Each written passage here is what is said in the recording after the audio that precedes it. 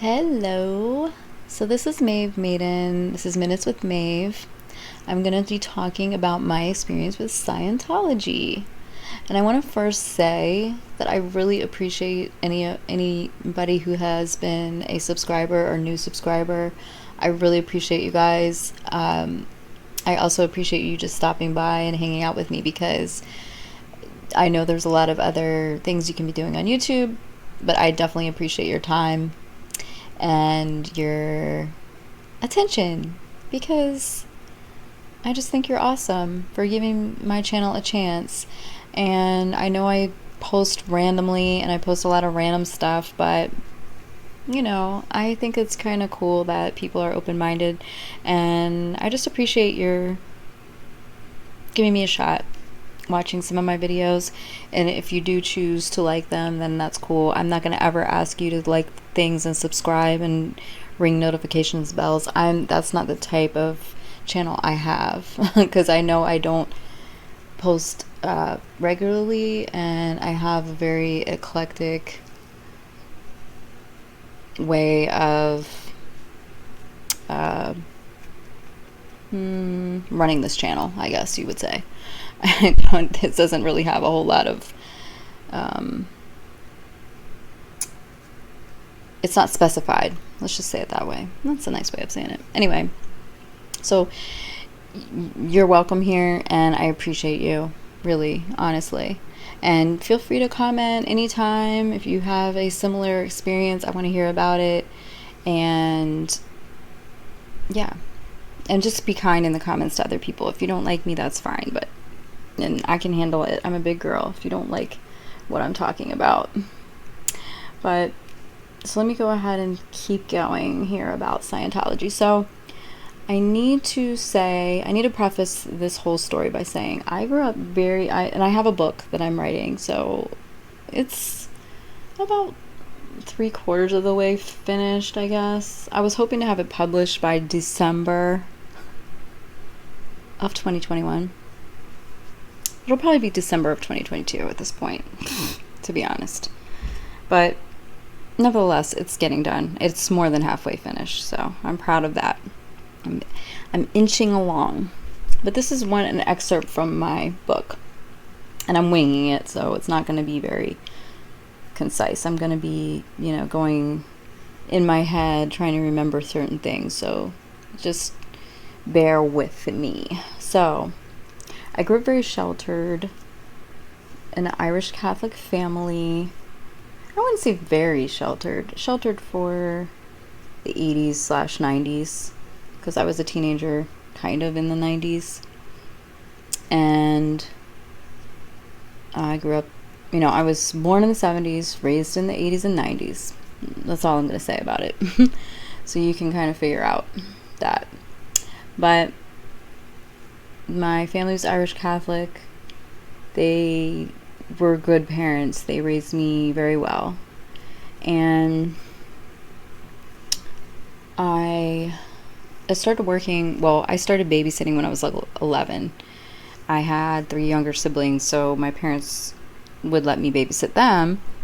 And then when I started telling them, I needed to make money, I wanted to make money, we lived in a neighborhood that was willing to let little 11-year-olds babysit their kids. And I was pretty responsible for an 11, 12-year-old, so they didn't have a problem with it. So my working career started at kind of a young age. I think I was 15 by the time I got my first real job.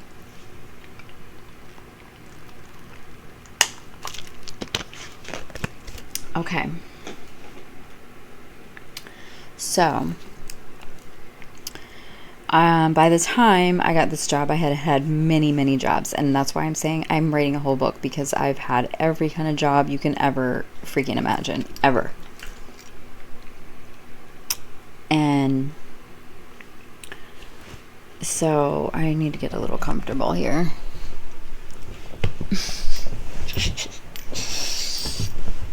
Because this is going to be funny. I'll just leave my mic there. Okay, so hopefully you can hear me. This one's tighter than this one. I don't like this one, so I'm going to redo it. So anyway, I wanted to talk about the Scientology.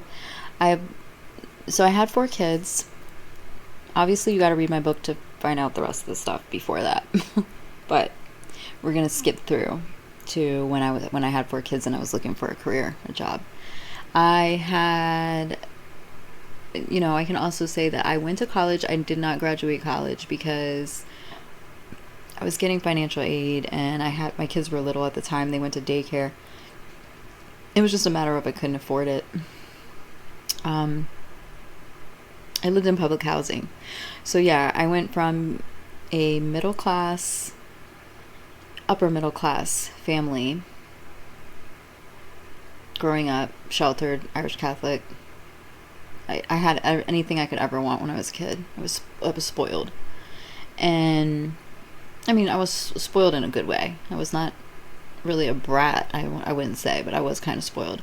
So I went from that to having 4 kids and living in public housing. So that what all happened in between, that's why you got to read the book. Because you could say, well, what the hell happened to you that you went from a beautiful life to living in public housing? Well, bad choices. That's what led to it. So you have to read my book to find out what those bad choices were. And yeah, I've done a lot of growing since then. Let's just say. But so the Scientology thing came about when I was applying for a job, and it was advertised as a dental hygienist in training or dental receptionist. So they were looking for both. They were looking for a hygienist / receptionist. And I went to the interview, but hold up, rewind, because I had to go to the interview with my kids. So now, these days, that wouldn't even be, people wouldn't even look twice at that. But back then, it was like, I don't know, in the 2000s. I really don't know dates. I don't remember dates. But my kids were little, and my son's like 17 now. So, he was like oh God, look at this crap. He was like, how old would he have been? So he was probably like 5, 6 years old. And so my youngest was like 6 years old, well, no, he might have been even been 4. I'm really bad at dates and remembering this, but they were pretty little. So my oldest was probably like 13, 14, 13. And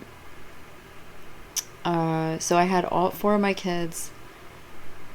No, maybe he was a baby. Oh, this is so hard to remember, you guys. Was he a baby? I think he was probably like 1 or 2, actually. And my daughter was like 13. 12 or 13. So my oldest was like 12 or 13, and my youngest was like 1 or 2.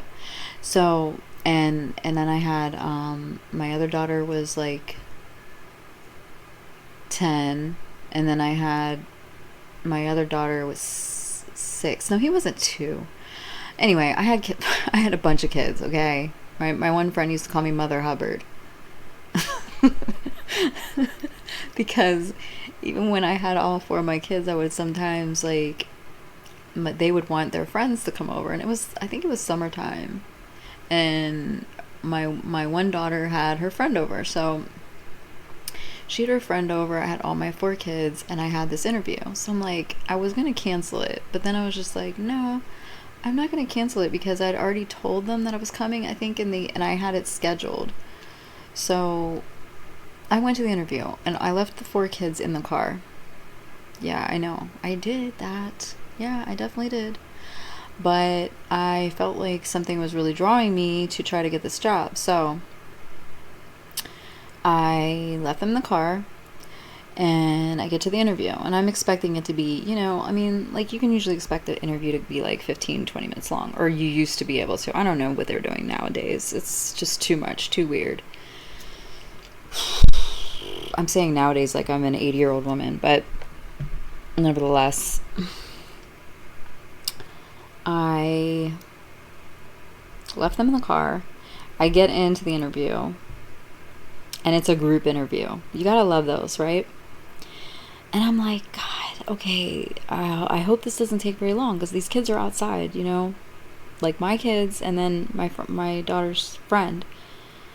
And oh my God, this is why you have to read my book, because just me remembering this, I can laugh about it now. So I'm at this interview. It's a group interview. And they're talking about, okay, so, and you have to sign in, okay? Everybody signs in. There was like 8 or 9 other girls there, other women. And I'm the only one with kids outside waiting, I'm pretty sure. I was dressed ready for the interview. I had my resume. I was all ready. The girl came out, the manager, I guess she was the hiring manager. And she came out and she goes, okay, first of all, because they did not advertise it as a group interview. And, they pull that a lot in some of these different kinds of jobs now, especially now. I think I've heard more of these type of things happening where it's a group interview. But this was kind of off back then. Every interview I'd gone to before then had been one-on-one. So this was very weird for me. But I was like, okay. So, looking back now, I wish I would have just been like, I'm not doing this. I have kids outside waiting. I should just tell them, like, oh, I thought this was like a one-on-one interview. I'll come back or something. I don't know. But I just was like, it just wasn't what I was expecting anyway. But I went in there, and it was like, she comes out and she goes, well, I think I should notice that there's a lot of other people here for the interview. So that was part of the shock or whatever. It was like, you go in thinking it's one-on-one. So it was like very off. It was off-putting, I guess. And they knew that. That was their intention to do it that way.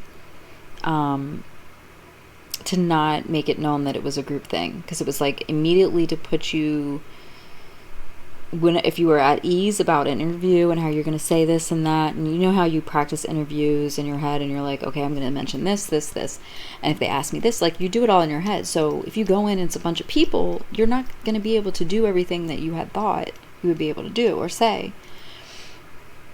And so it was like she just loved the fact that everybody was like put off by that. It was weird because everybody was looking around like, okay, like, you're here, I'm here, we're all here for the same thing. And the girl behind the desk was just kind of like, thought it was funny too. Because, I mean, I don't know if she was like about to leave her job or something. Because, I mean, obviously they don't need more than one receptionist. Well, actually, no, they did have 2 people. Anyway, so she's like, yeah, well, we do it like this because we want to weed out those of you who this might not be for. She's like, if you, God, I gotta remember this. It was like, if you're looking, that's what she said. She's like, if you're looking for an hourly job that you clock in and clock out and you make XYZ, then this probably isn't for you. And that's why we're doing this as a group interview. She's like, this job is, you get paid to do your job, but you also get bonuses which can make you make double whatever you would make in a regular dental office or something like that, to that effect. It was like you can make bonuses and commission.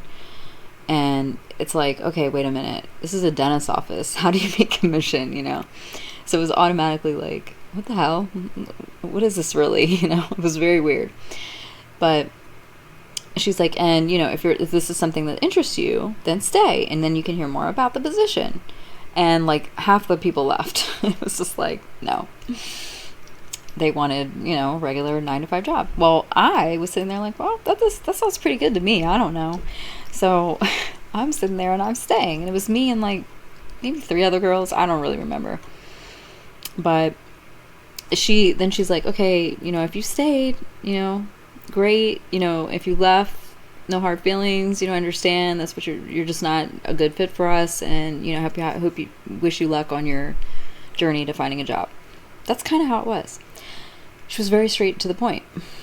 And I kind of like people like that because it just, there's no like gray area. It's like, here you go. Especially when you're looking for a job. It was like, okay, you know, she's going to be very to the point. So I like that. So she's like, all right. And she then like asked us all our names, who was still there. And she just like put us on this little list. And she's like, okay, I'm just going to take you back just a couple minutes, each of you, and we can do the second part of the interview. And I was like, do you know how long this is going to take? Because, you know, and I didn't say like I have kids in the car, but she's like, it should be about like 10-15 minutes for each person. And I was like, okay. And there's like 3 or 4 other people here. So I'm like, oh, this might not work for me, even though I think I would probably have this in the bag because I already think this is something I can do.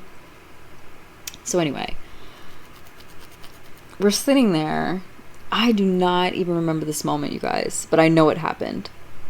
This is real life. It really happened. A police officer comes in. You already know what I'm going to say. A police officer comes in and says, is there a Caroline? Okay, this is where I'm going to get... No. Maeve. Okay, Maeve Maiden is not my real name. Anyway, I'm sure you already know that. But I'm not going to say my last name. Anyway, she was like, is there a such and such here?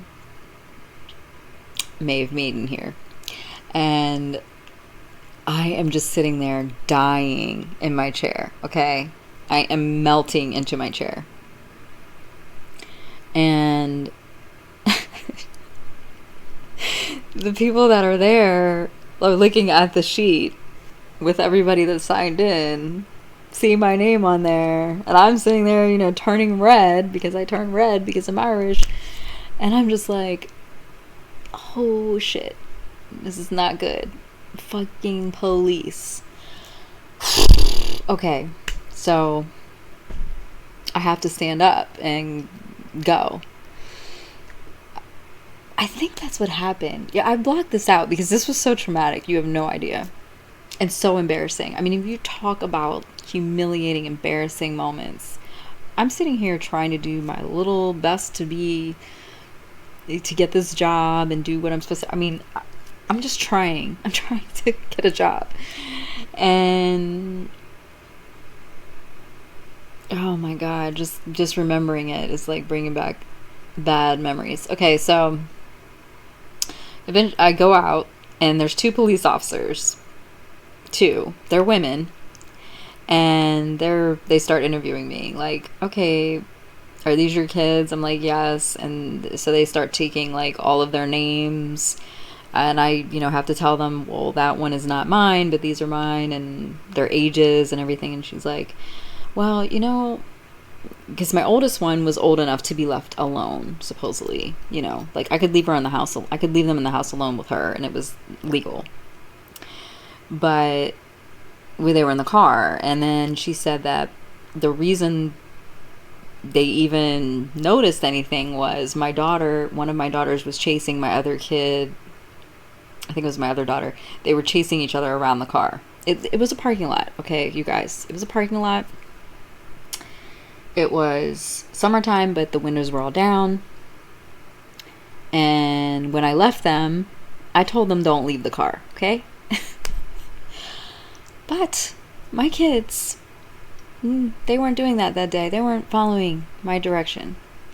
So those little heathens were running all around the car in the parking lot, and somebody told the police that, hey, there's these kids that are just sitting in this car, and, you know. So anyway, I got a warning. I think it was a warning, but it was like,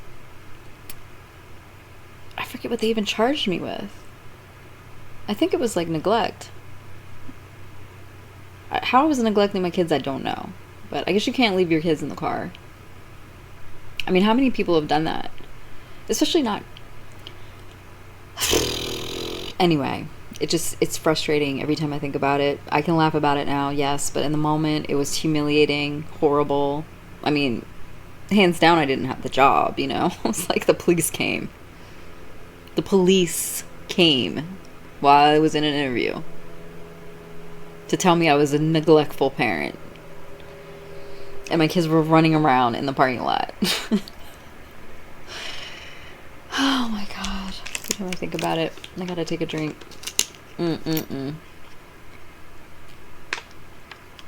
Okay.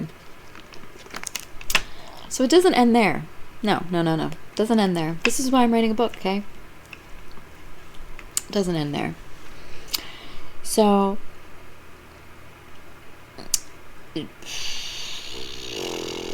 Let me remember. This is going to be a big chapter of my book, so I don't want to give it all away.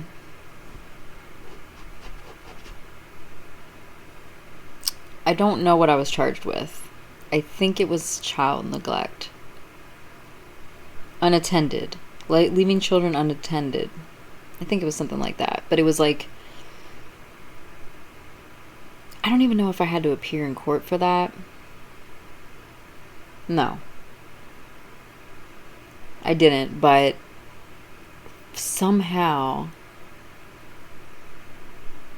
Yeah, I think I might have had to go to court for that. Did I go to court for that? No, I didn't. But not long... How did this work? Okay. So fast forward, this is why I'm doing this video, and I'm writing it because I'm trying to remember how everything went, like the line of everything. So in lieu of me not getting that job, I started applying for other jobs, and I had to have gotten a ticket or something for that. Unattended, leaving children unsupervised and unattended. I mean, they took it more serious because the first officer that drove by had seen them running around the parking lot, and like she was saying, there was nobody watching them, and they could, you know, something could have happened. I understand that. They could have been hit by a car, you know, so I understand, you know. But the way the parking lot was set up, there was like a Pizza Hut. I'll never forget the freaking Pizza Hut. There was a Pizza Hut towards the main road. The Pizza Hut was there, and then this office, it was the dental office, and I think there was one other business attached to it, and it was like off in the back of the parking lot. So it was like good amount of distance between the Pizza Hut, and where I parked was like under a tree, and everybody else that had come for the interview parked like right in front of the building. I didn't park right in front of the building. I parked like over by the tree so that they would be shaded and not right in front of the office so that I could see, you know. So that was part of the problem too, because the officer was like, well, could you even see them from inside the office? And I was like, yeah, but even though, no, I couldn't see them from inside the office. But I figured my kids were going to be smart enough to sit their butts in the fucking car. Anyway. Okay, so that happened. I didn't get that job, obviously. I applied for another jobs, and I eventually got a job in an eye doctor's office. So that job I worked for a while. I think I worked at that place for like a year or more. And this whole neglect, unattended thing was on my record, kind of, I guess. Like, if you looked up if I'd ever had like tickets and stuff, it came up like along with like driving tickets. I don't know what that's called. A misdemeanor? I don't know. I really don't know. Because it's not a traffic thing. I just don't know. I don't know. It was, if you looked my name up, you could probably find it back then, I think. So anyway, the reason I say that is to say this. So I was working at the eye doctor's office, and this is probably a year or so later. And I was going in between daycare. Like, the daycare I had for my kids was a nightmare. It was really bad. They're like, she was a friend. She had been a friend of mine, and then things started to go south with our friendship, and she wasn't really taking care of my kids the way I needed her to. Or maybe it was, when I look back now, maybe I was just being paranoid or something, that she wasn't taking care of my kids. I don't know. But it was an issue. So I was trying to find other daycare. So, and again, it was summertime. And there was a neighborhood girl that she was like probably 16 or something.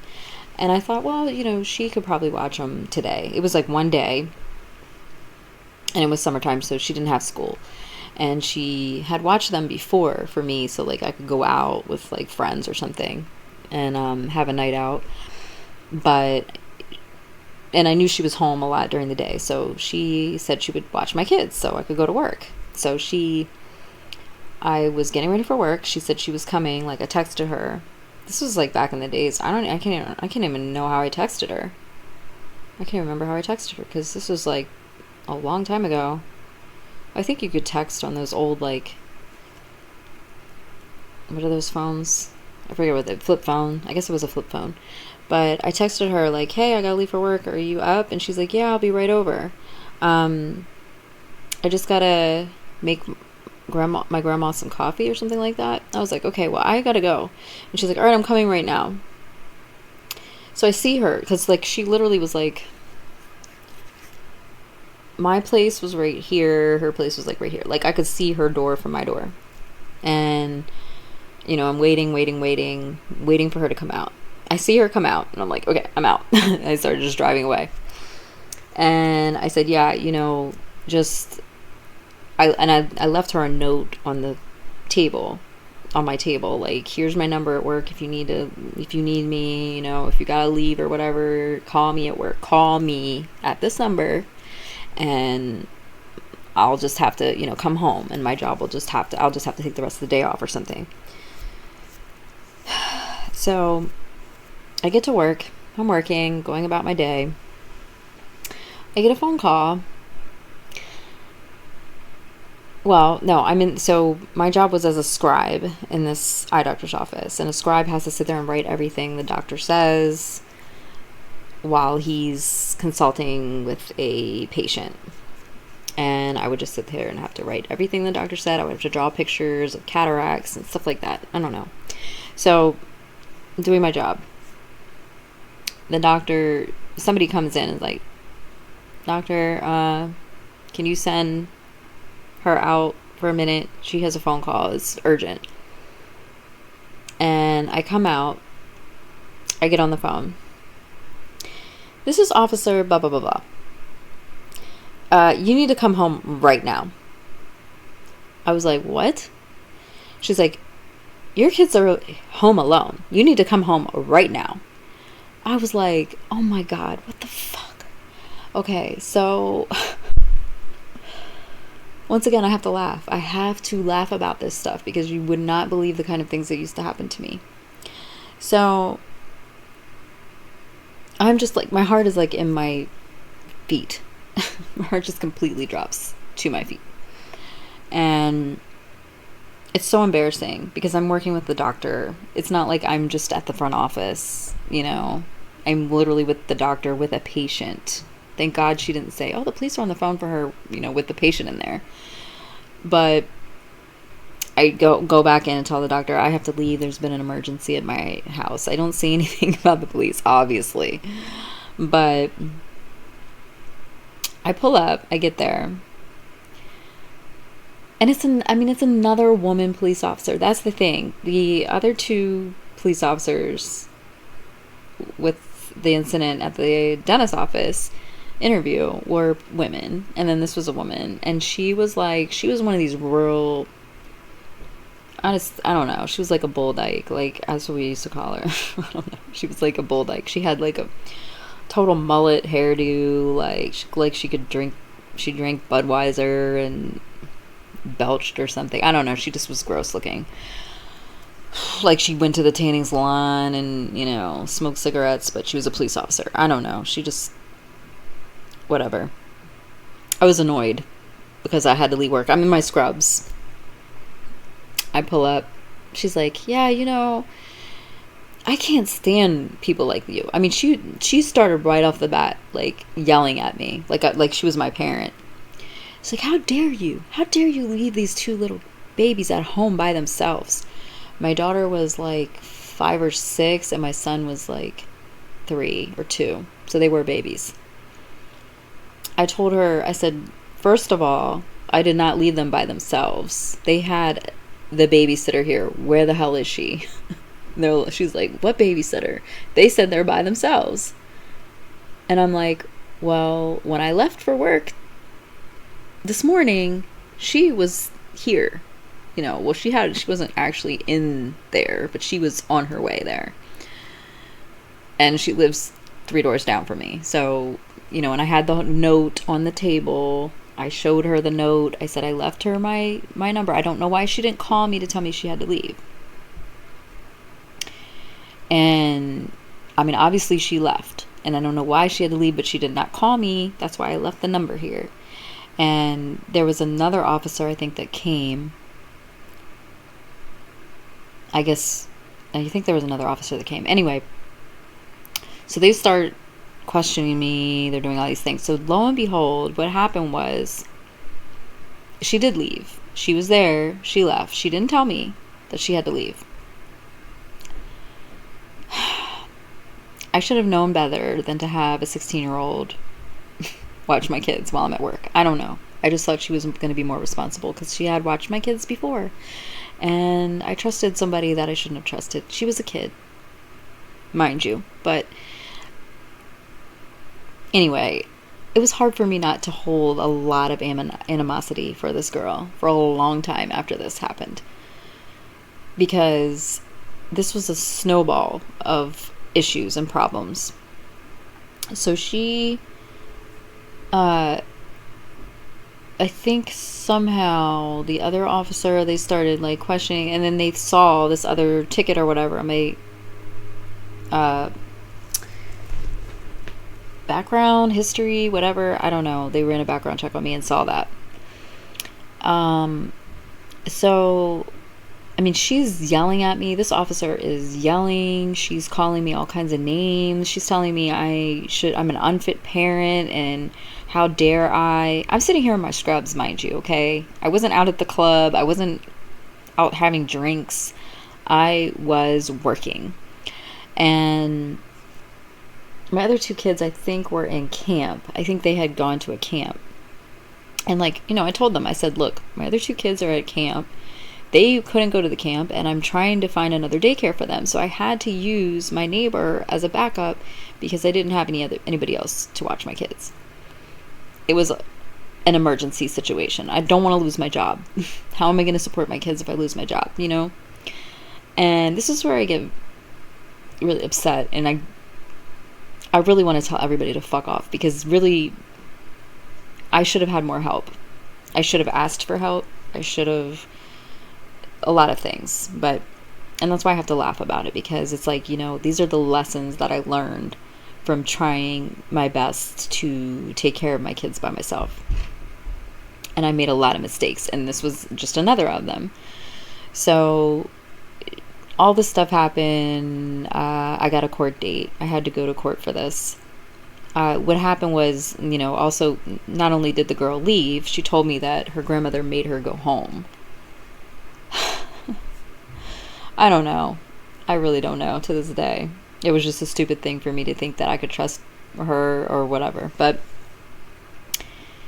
she left, and then my kids were by themselves, and what happened was my daughter, I think she said she tried to make my son, who was the baby, he was like 2 or 3, she tried to make him toast, and then the fire alarm went off, I think. And then there was also a housing inspection being done, because we lived in the hood. I mean, we lived in public housing, so they would just go and check randomly, do inspections. They would check, you know, to make sure people weren't like had a bunch of drugs and guns in there or whatever. I don't know what they did, but so they were doing an inspection, and then the fire alarm went off, so it prompted the housing inspector people to come to my house. They knocked on the door and said, "Where's your mommy?" And they said she's not here, and that's why the police were called. So it was just one of those freak things. Thank God nothing happened to my kids, because, yeah, if they had set a fire or something, Lord only knows what could have happened. So it could have been very serious. So this is all, I haven't even gotten to the Scientology yet. This is why I have to write a book about it. And that's why I do have a book coming out about all of this. So I'm giving a lot of this particular chapter, but nevertheless, it happened. So I'm not even going to tell about the rest of that. You'll have to read the book. Okay, fast forward. I want to say 6 years, 5 years, 5 years, 6 years. Fast forward 6 years. I am looking for a job again. Okay. In the same area, because I still lived in that area. But I had a new, I was out of the hood. Okay.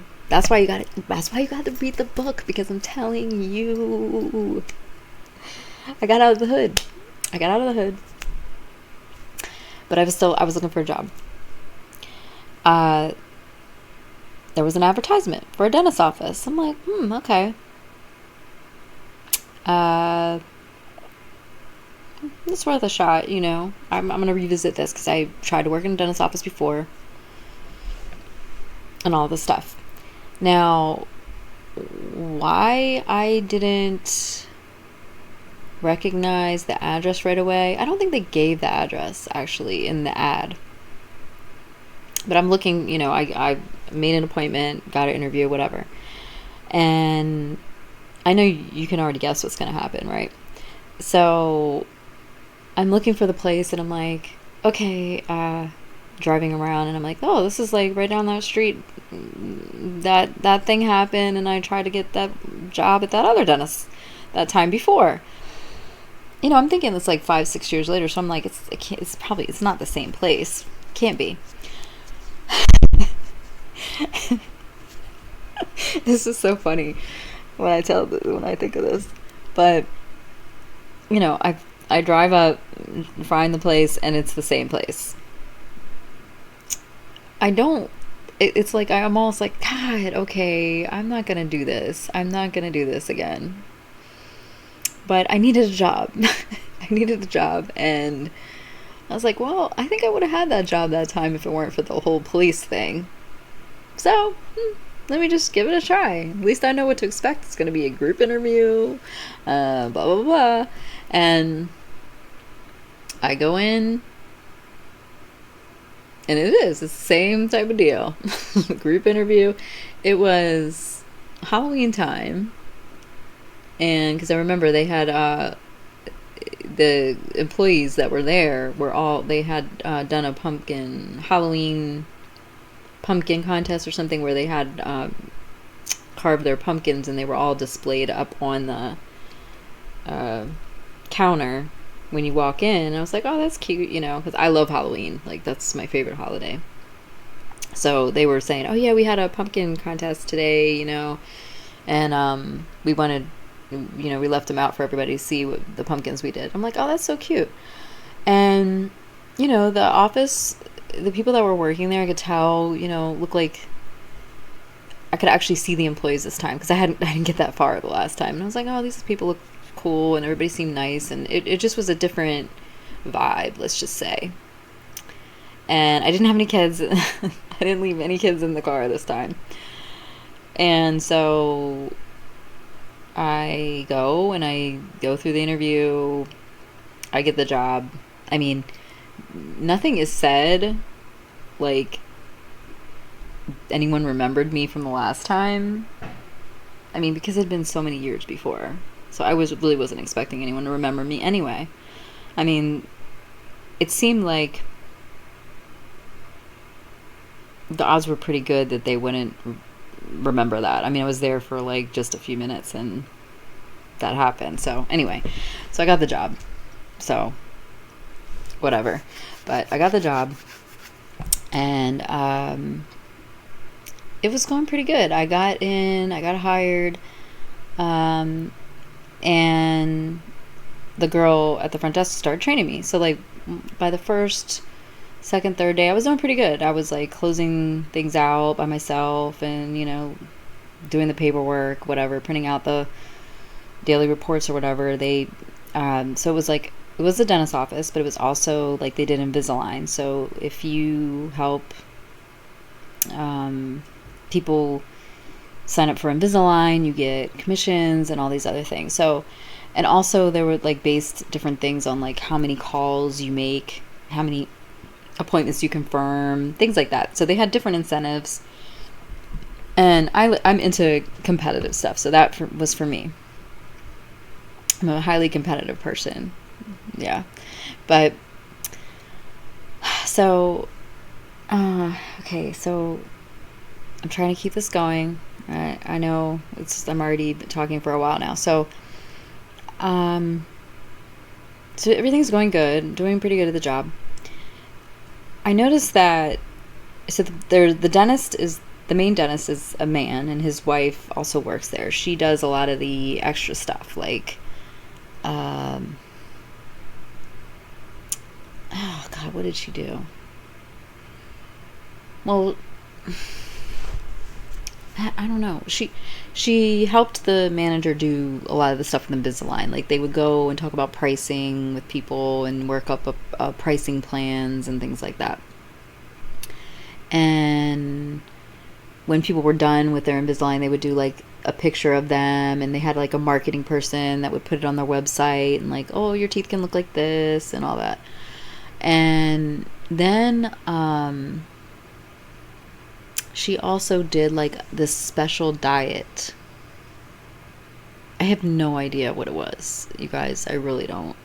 I don't know. It was some kind of, like Nutrisystem, Jenny Craig, things like that. It was like that, but it was like their own brand of thing. Like, it wasn't theirs, but it was like something they specifically sold in the office, in the dentist's office, in the back. She had her own office back there. So they were a pretty good duo. I mean, he was doing the whole dental thing, and she's doing her little diet thing, and a lot of people would see him because he's the dentist, would also go to her diet thing. And it was kind of like a combo thing. Like, they got special deals if they're already a patient, stuff like that. And they had a scale back there, and they would weigh people, and it was really designed for like weight loss. And everybody in there was pretty fit, I would say. Yeah. But the manager, I think she was like struggling a lot with her weight, like on and off. And so like they all had these special drinks, like weight drinks and stuff. And there was one, what do you call, hygienist? My leg hurts. What do they call those other, hygienist? Assistant, dental assistants, hygienists. There was a couple of them. And the one guy, he was also kind of struggling with his weight. So he was like the only guy other than the dentist. So, but everybody was really nice and cool and everything. But I noticed that, so at the time, let me also preface this by saying I had a boyfriend at the time. And he was like kind of a newer boyfriend. Actually, he was living with me. I let him move in really quickly. I fell like head over heels for this guy, and I let him move in, and it was just like a crazy whirlwind thing that I will never do again, and I shouldn't have done. But anyway, that is also going to be in the book. I'm not going to make that part of this. But I do have to say, he was pretty insecure and controlling. And that's never a good mix with a job where you are having to be a little bit secretive, because there was a lot of weird stuff going on in this office. Okay, that's all I'm going to say at this point. So I noticed first that they don't like people to kind of be isolated, or people that are kind of introverted, I guess you would say. They really wanted everybody to be extroverted, and to spend time with your employees the whole time you're at work. And sometimes after work. Like, if you, like, they would make the lunch time be like where they would go over certain things. Like, you couldn't really go out to lunch. Let's say, like, if I wanted to go out, like, oh, I'm going to lunch, guys, bye, you know, they'd be like, why are you going out? Like, we're all going to be sitting in the lunchroom. Like, so if everybody's in the lunchroom and you're the only one and you're new, you go out, it's just, they didn't like that. That's all I'm going to say. I became aware of that pretty early on, that I had to sit in there with them, because not only did they not like it, it's like they did part of the day's work while we're at lunch. So it's like you had to sort of be there. So that's one thing I noticed. And my boyfriend at the time, we had this thing where he wanted to talk to me during my lunch break. Like, it was just a thing we did before I started working here. My last job, I would sit there and talk to him my whole lunch break. And then also, you know, throughout the day sometimes, just call him, you know, whatever. I could not do that here. I couldn't be on the phone with anybody. They would know. I mean, they'd be sitting there listening, because it was like the lunchroom. If you go outside, it was like, oh, where are you going? You know, I mean, it was just very... they were controlling. So they were controlling my work time, and he was controlling my personal time. Wasn't a good situation at all for me. I did it to myself. So the few times that I would call him, and I would try to call him, and I, you know, try to be quiet, but I would offer to answer the phones during lunch, so that way I wouldn't have to sit in. That was the only way I could get out of sitting in the lunchroom with them. And I mean, they're all on this diet, so they're all talking about, oh yeah, I lost this much weight this week, and they're all talking about weight loss the whole time. Well, I've always been pretty thin. I mean, not to brag, but, you know, I'm not the thinnest person, but, you know, I'm okay with my weight, and I wasn't on the diet.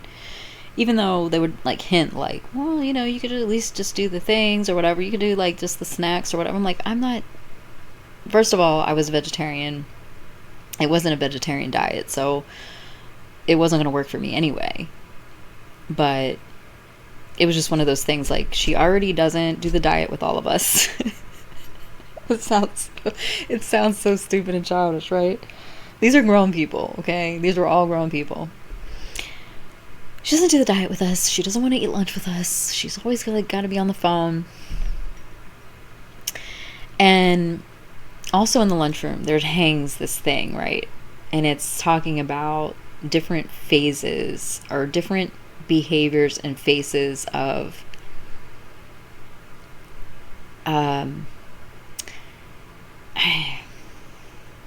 okay, let's just go ahead and put it out there. It was a Scientology office. The doctor was a Scientologist. The dentist was a Scientologist. I did not know this, okay? I had never been exposed to Scientology. Like I said, it was a very sheltered Irish Catholic girl. And even though I had worked with other people, I'd had all these other jobs, everybody I'd always worked with, there was never anyone I'd ever run into that was Scientologist. But I'd heard about it. I didn't know what it was all about, so I didn't know what to look for. But there was this chart hanging in the lunchroom, and it was like a smiley face, and then all the way down to a sad, you know, crying face. And it was like explaining each emotion, and when you're at the top level, you're this emotion, and when you're down here, you're and it was saying like which emotion is the best for selling too. Does that make sense? I guess I don't know if I'm explaining it right. My leg is really bothering me sitting like this. Hold on. So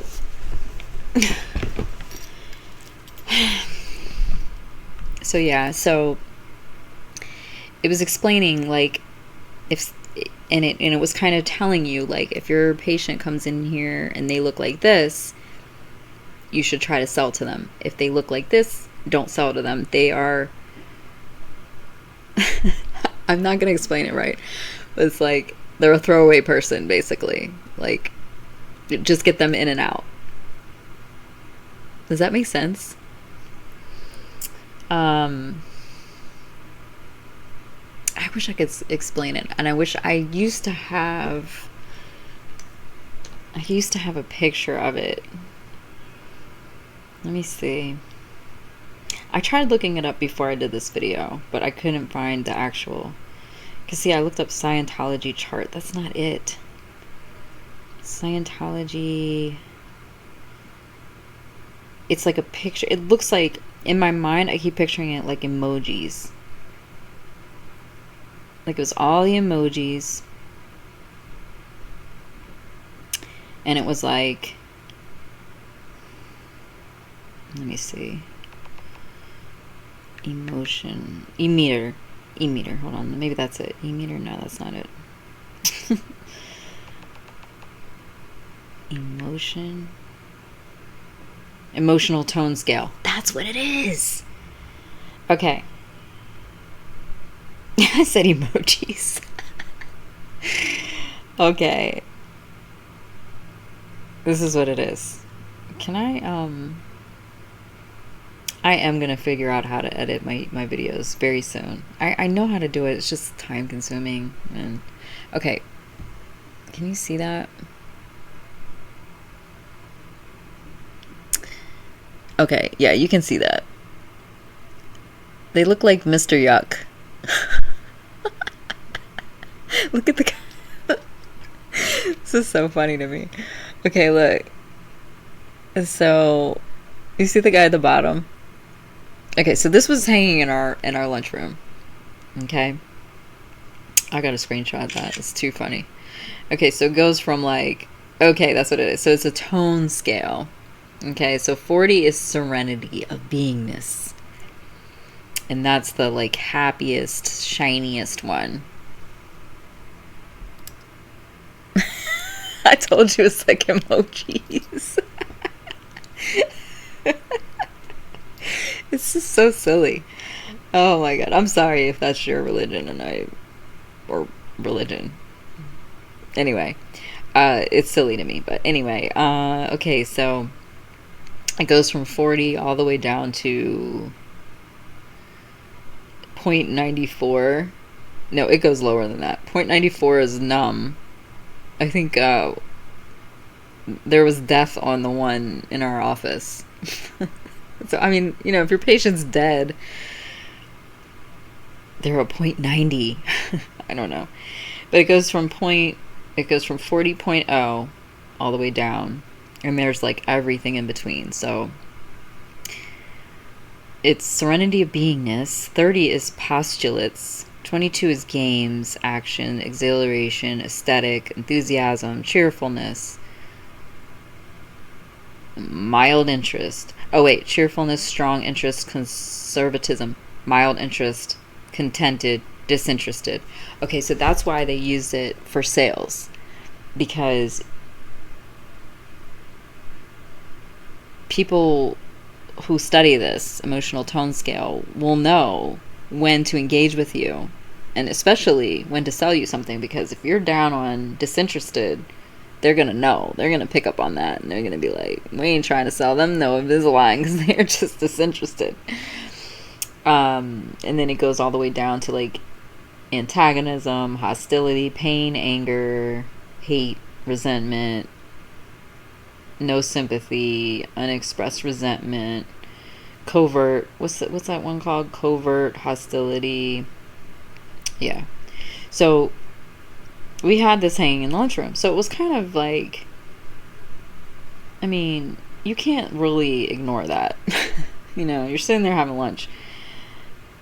You can ignore that.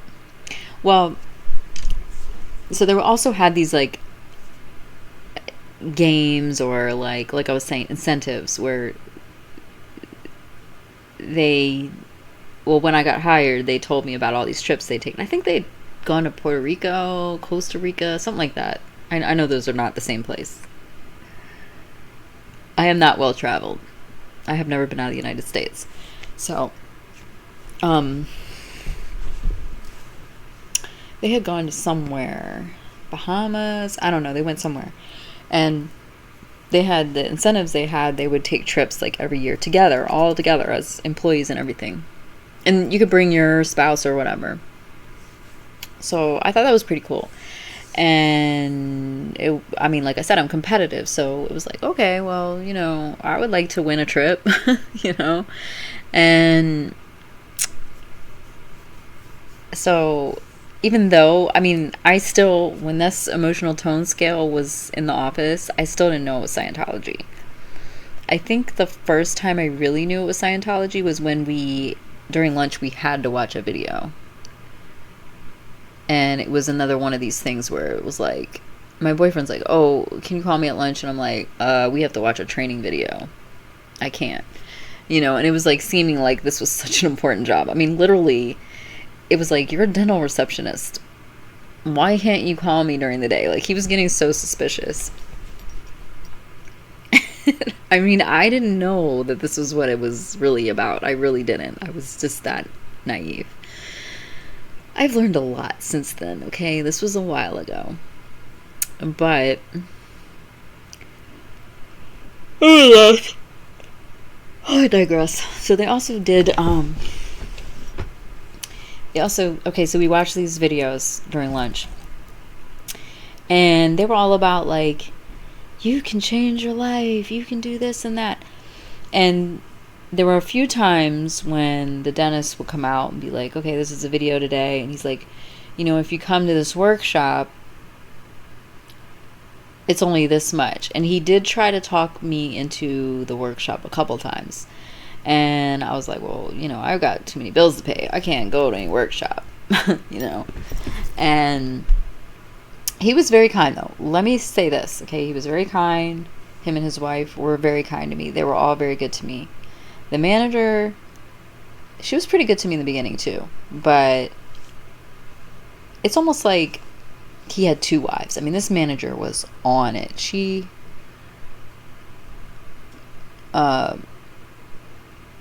did everything in that office. And she wasn't even called a manager. She was, I don't know. She did everything.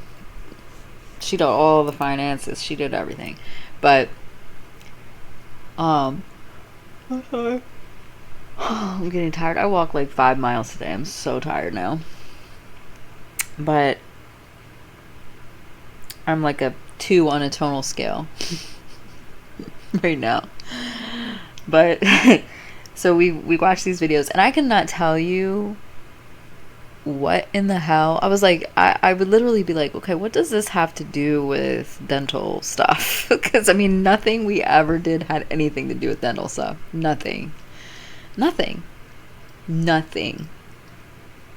really. Like, I just don't know. But it was just all about like being positive and being cheerful, and when you're around people, just be happy, be nice no matter what, but also be very to the point. Like, don't let people BS you. So I learned some good skills while I was there. I'll just say that. I think I had caught on though a little bit then. I was like, okay, this is kind of different. It's kind of weird.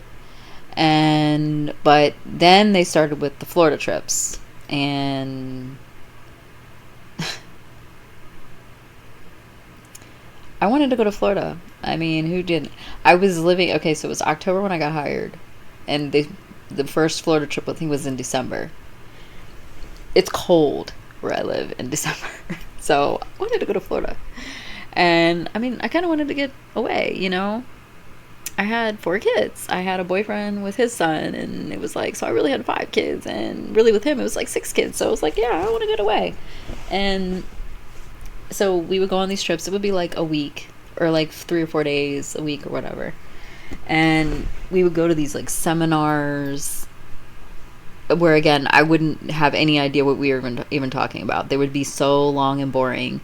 And then we would go to these training days. It was like all day Scientology training. I don't know what I was even learning. I don't know. To this day, I don't know. It didn't make any sense. There was nothing about it that had anything to do with what I was doing. working in that office. It was just really weird. But it was all about sales. It was all about making money.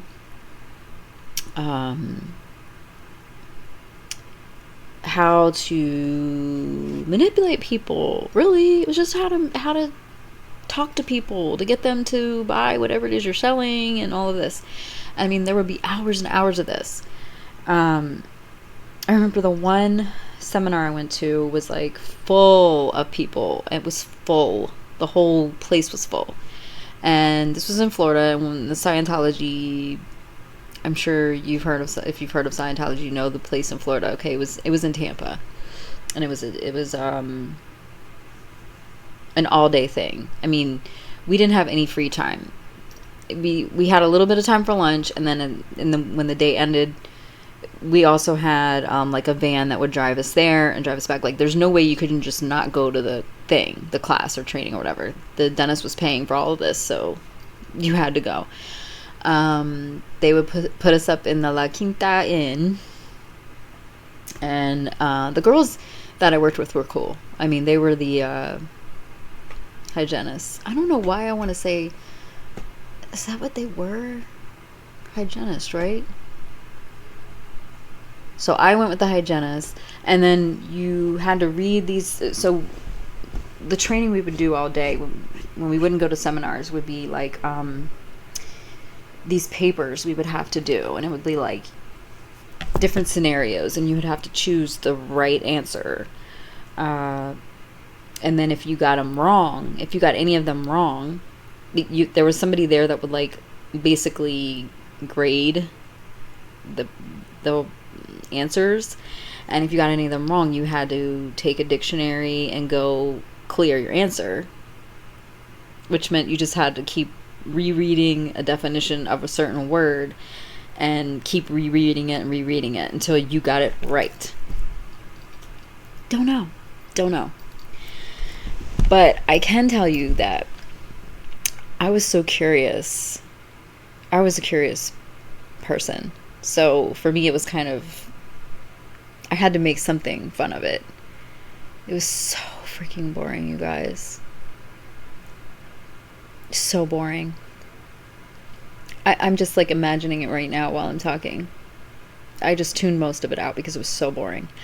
But like, we had to sit at these desks. Just like, the place looked like, I'm sorry, my leg is so, I should probably just lay back because my leg is really annoying me right now. But oh my god. Okay. So, where we would have to sit would be like, what is that? Middle school? Elementary school. I don't know. Middle school or elementary school. And it would be like 2 people to a table. Oh, that's what it was. Oh my god. See, this is why I wanted to talk about this, because then I will remember it. Let me put my microphone over here. Then I will remember it. Oh my god. We had to tell off each other. So we had to do different exercises. And there was one exercise in particular that everybody said was like the worst day of this particular training. And it was like, we had to have one of our coworkers sit in a chair, and we had to tell them about themselves, basically. I know it sounds so weird, but it's really serious and true. Like, I really went through this. I really experienced this. And I dreaded it because that's actually, it's kind of cool now that I think about it, because of everything that I've been through, this, like, my spiritual journey, being authentic. I don't know. It's just, it's weird though. It's an odd thing to go through, and it's really weird how they do it. So they had to sit in a chair, and then you have to tell them like why you don't think that they're honest, or what you don't like about them, something like that. You had to like basically yell at them and get them to listen to you. Oh God, I wish I could really remember this, you guys. It's like coming back to me a little bit. But like I said, I was bonded to these girls because we traveled together. We were staying together in the hotel. We worked together every day. And then I had to sit there and tell them why I didn't like them. And they had to do the same to me. And it was just part of our training. And then these like workshops we had to do. I do not remember them. I don't remember them. But I went to like 3 of these, okay? So each time I would go, the training would be different, and you know, you would go up in a level, basically. And the different people of different levels would go to different trainings. So the other girls that were ahead of me, who'd already worked there before, or you know, had been there for a while, they were further ahead of me, so they would go to different trainings, and they're like, oh, we're at this level, you have to go to this way, and we have to go this way. So I remember one time, one of those rooms I was in, the building wasn't that big, so I don't even know, it was a lot of people there, and I don't know where all these other people were, but and there were a couple of different buildings, because that one seminar we went to, I think we went to a different location. But anyway, I remember I was in one building, or that one class. It's like coming back to me now, sorry. And I saw these people like, oh my God, this video is already so long. If you're still watching, I love you. You're awesome. I looked over. I was doing something. I was walking from one place to another. Because you have to walk and like you have to go to these people that are like very official, and they like go through your paperwork and like grade it. It's weird.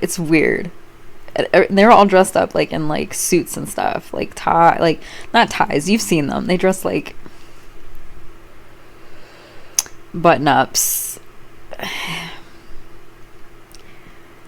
There's no jeans or anything. Like if you saw somebody wearing jeans in a Scientology building, they would be like, oh my God, they're like a heathen. They need to go to jail right now. It's just weird. It's a weird environment. So, but I looked over and I saw these people making clay people. I just can't even believe I went through this kind of experience when I talk about it. They were clay. They were like clay figures. I mean, they weren't as big as a person, but you know what I mean, like little mini figures. And they were all out of clay. Like they were playing with clay. I was like, I want to play with clay. Like, how do they get to play with clay? And they were like, shh, like that's not, we're not there yet, or we're not, you know, doing that. And I'm like, oh, so you got to like work up to the clay thing. You got to work up to the clay. I want to work up to the clay, you know? That sounds like more fun than this paperwork shit that I got to be doing. The dictionary. It was all about the dictionary, and it's just so weird how they use the dictionary. I can't even express it. And so anyway, we were doing these Florida trips and everything, and then I started to realize, well, I had already realized, you know, the whole Scientology thing, but then one day when I was in my boss's office, the dentist, he was talking to me, and he was on his computer, and he had his screensaver was him and John Travolta, and John Travolta's wife at the time. You know, this was a long time ago, and his wife. So it was all of them, all 4 of them. And I was like, oh, that's cool. And then the manager had her own picture with him and everything. And I was like, oh, you guys, and he's like, yeah, we met John Travolta. I've been on his plane. I've been to his house in Florida. And I was like, what the hell, you know? Oh, wow. He's really, he's got some connections. And that's when I started to realize, you know, what the extent of some of these Scientology connections really are. I mean, he knew John Travolta. Like, he was at his house before. He was on a plane with him before. It was just kind of hitting me then. Like, okay, this is like some legit Scientology stuff now. Like, I can't deny it. Like, I'm going to these seminars, I'm going to these classes, and I still couldn't tell you the first thing about Scientology after all this time, all of these different things I did. Okay, now I went with those hygienists and everything, and then and the dentist, he was so nice to me. Like, I remember our Christmas dinner. Like, we all went out to dinner, and my boyfriend was so controlling, and he did not want me to even go to this dinner because I was dressed up. We were all dressed up. We were gonna have like some drinks and everything because they like to drink. That's one thing about Scientologists. I don't know many Scientologists, but the ones I knew, they were drinking, they were having a good time, and they were fun to hang out with. And we got dressed up and we went to this nice place for dinner, and then he gave us money. He gave us bonuses for our Christmas. It was just cool. I just really liked him. I really dug him as a person. At the time, my boyfriend at the time had me listening to country music, and I don't like country music. I've never liked it in my entire life, but my boyfriend kind of got me, at the time, you know, he got me into country music a little bit, where I kind of started to like it. And then the dentist, like, that's what he listened to. So, like, and he really liked music, though. I mean, he wasn't just about country. Like, he had, like, some kind of cool music taste. So we used to kind of bond with that. Like, he would tell me about, like, different music that he liked. And so, I mean, he was actually a very cool person, and his wife was very cool. And so one of the other Florida trips, the other girl, one of the girls that was supposed to go with me, she couldn't go, or something came up, and it turned out that I had to go with the wife. Now, I was pretty cool with her too. She was pretty cool. I liked her. But it was just going to be weird, you know, it's just going to be me and her. And I was just like, what are we going to talk about all the time? You know, like, I had to fly with her. You know how weird it is to fly with people that you work with? It's weird. It's just all a weird thing. But, you know, again, I wanted to go to Florida. This time was in January, and it was like near my birthday, and I was just excited. I was excited to just get away because it was like a snowstorm when I left. And my boyfriend stayed with my kids some of the time, so I was like lucky that I was able to do that. And so so I went with his wife, and like the first day was like cool, everything was cool. And while I was there, she's like, well, since you're here with me, you can go with me, we're gonna go look at one of these condos, because, you know, for our future trips, we want to have a condo for everybody to stay at. That way they don't have to go to a hotel every time we come here on these trips, because we're here all the time. We might as well just get a condo. And I was like, oh, that's a great idea. You know, that's cool. And so she was taking me to go look for condos. And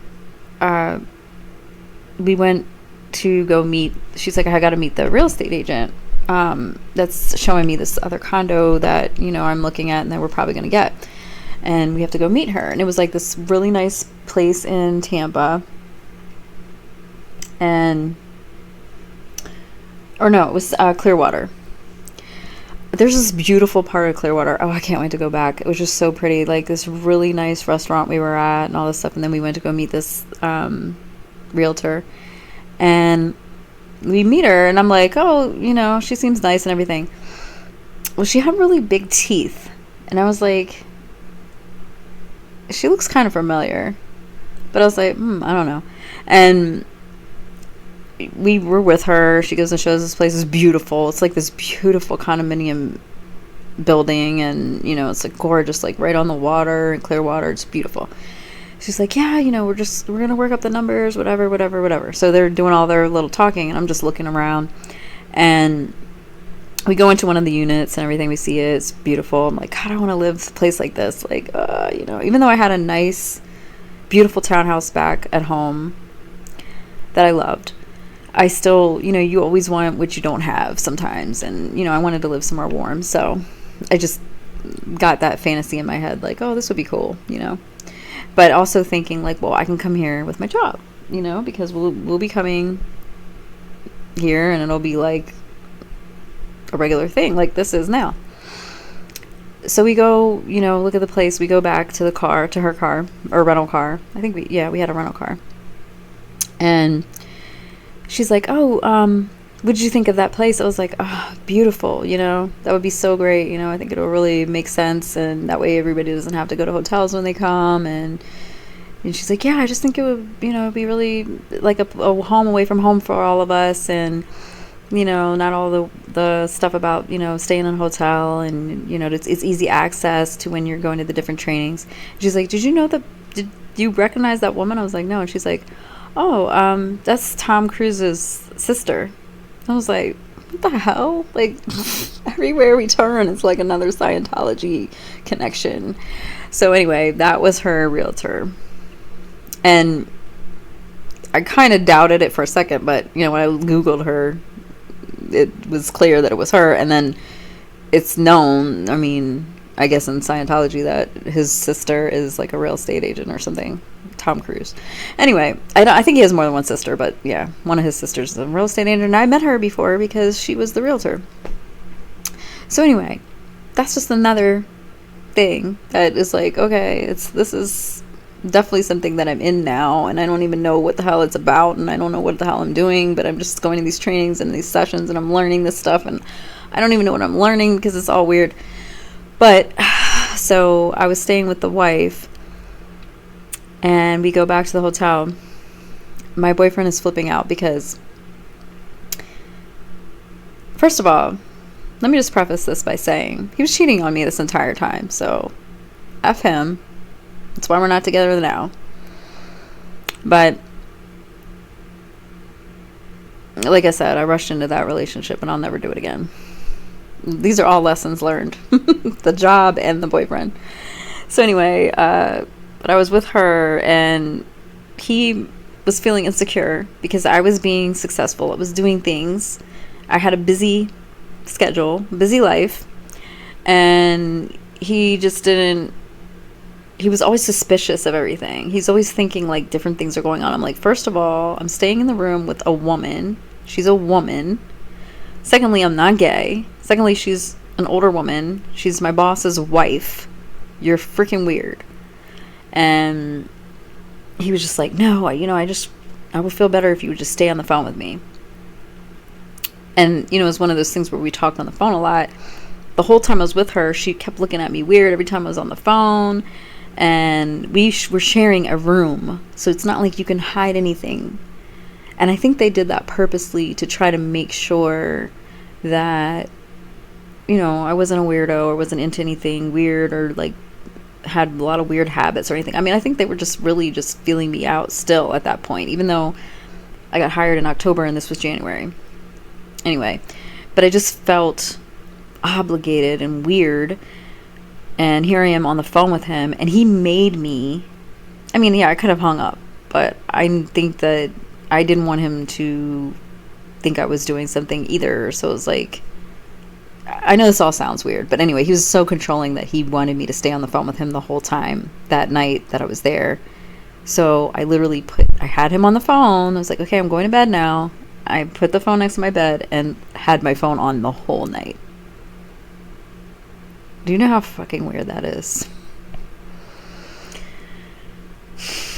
The person I am today would never do shit like this, but that's why I have a book. You'll have to read it. My life's been pretty interesting.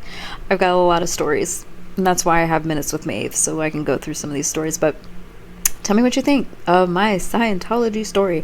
I don't know what else to talk about it, because I really don't know what the hell I learned.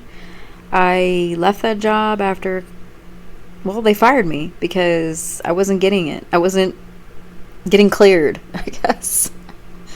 It just was too much. It was too much. So, yeah, I ended up getting fired from that job. And that's why I want to talk about all the jobs I've been fired from, all the jobs I've had, weird life experiences I've had. And that's why I have Minutes with Maeve on my channel. So, don't know. But, hey, it was really, really cool to do this video and hang out with you guys on this, I think it's Memorial Day weekend. I would do tarot, but I'm just not feeling drawn to do tarot. And let me say this real quick too. I'll have more stuff, I guess, about the Scientology. I really don't know what else there is to tell, to be honest, but if you have any questions, you can obviously leave me a comment and I'll try to answer it. But I do not know what the hell they were teaching me in those classes. I don't know, because I obviously didn't learn it, and that's why I got fired. So that's all I can really say about it. But I do want to say this about tarot real quick, just because it's related to my channel. My energy is precious to me these days. I dealt with a bad relationship. I'm out of it now. I'm grounding into myself. I'm writing my book. I'm trying to stay focused. And that's why I do these videos also, because it jogs my memory. It helps me remember things that I might have forgotten while I'm sitting there writing. I have ADD, so yeah, sometimes I need to really go through it verbally so I can remember it. And I'm glad I did this video, because I remembered some things that I had really blocked out, I guess. Not purposely, just, you know, time kind of goes by and you kind of forget things or whatever. But I wanted to just say that my energy is precious, and my hat goes off to these tarot readers that can do like 5-10 readings a day, Cash App readings, you know, daily readings, whatever. I don't have that kind of energy in me. I want to do tarot with integrity. And I'm not saying they don't have integrity. Please don't take it that way. I'm just saying I put a lot into my tarot readings when I do them. I evoke a certain mindset and energy. I have to like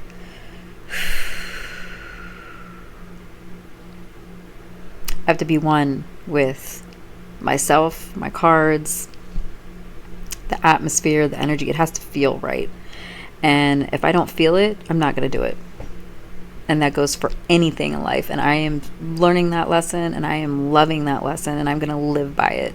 So if I'm not feeling drawn to do tarot, I'm not going to do it. It's as simple as that for me. Like I said, not taking away from any other readers or what they're doing with their channels and their stuff. That's perfectly fine for them. It just does not work for me. I had originally wanted to do that with my channel, but there's so many tarot channels out there. It's just, to me, I want to be doing things that I want to do. And I'm perfectly happy to do tarot, but I'm not going to be one of these on-demand, every daily, every hour tarot readings. I can't do that. I really respect them that they can do it, because I just feel like it takes so much of my energy. I just can't imagine doing tarot that much for other people, because when you're a tarot reader and you're taking your energy and you're putting it and you're blending it with your audience, you're also taking in their energy. And it could be good, it could be bad, it could be a mixture, but it's like, I just don't want to take that chance. So for me, whenever I get the notion, I'll do a tarot reading here and there, but I'm not going to make it to where I'm doing them every, I usually like to do the collective, just because when I tap into each sign, again, it just takes a lot of my energy. So I'm focusing on my book, and I'll be having more stories coming your way. For Minutes with Maeve, I'll also probably do some stuff like, well, I'm not going to put my ideas out here. No, I'm not going to do that. But anyway, I really appreciate you hanging out with me. It's like, and I don't know, it's just cool to know if anybody's watching this video and you vibe or know what I'm talking about. Anyway, I appreciate you stopping by and giving me your time. Yeah, it's like we can be friends over the internet, and that's always cool. I'm getting tired, so I don't know what the hell I'm talking about, but anyway, I appreciate you.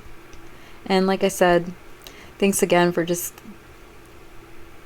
being there, stopping by and checking me out.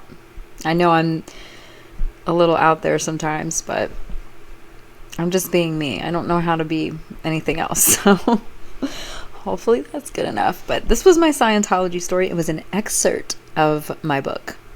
I'll have a lot more to talk about in my book, so when it comes out, I will definitely let my channel know. Anyways, peace, baby birds. Have a great evening.